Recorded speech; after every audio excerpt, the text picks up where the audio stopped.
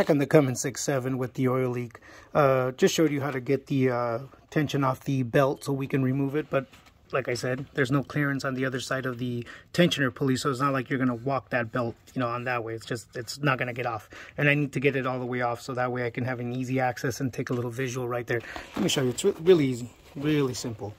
There's a 13mm bolt on it. It's pretty much already off.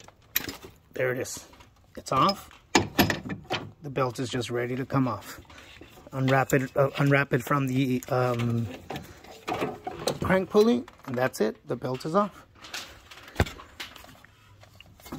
That one sounds good.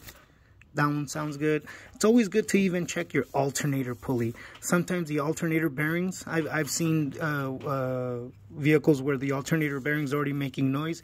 Weeks down the line, they come back, alternator seized up or making too much noise.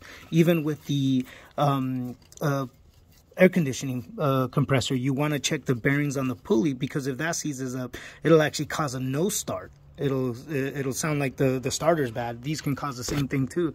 This is the only real idler on here, which sounds real good.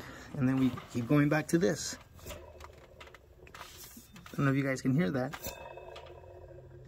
That doesn't sound good, and that's a very expensive part. That is the fan hub pulley.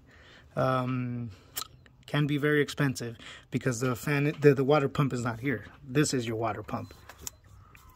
It's also a good idea to check the play on the water pump, just to see if there's any play starting to happen, because then that means that water pump will start leaking soon. I personally think it's a good time to replace this water pump, just because we're already here, we're already this far in. I even think that it's a good time to do, if it's only the front main seal, the front crankshaft seal that's leaking, then I think it's even a good time to do your timing cover seal, just because we're already here. Preventive maintenance. You don't want to tear all this back apart just to get there. And guess what? To do this, you have to pop off that front main seal anyway. So if this started leaking down the line, you're going to end up doing that one anyway. So, you know, just trying to be as efficient as you can for the customer. Try to save them a little bit of money, because in the end, you want this truck to keep coming back when it has problems. You don't want the truck to have problems, but when it does, you want them to trust you. All right, well, let me get back to it and show you what's going on.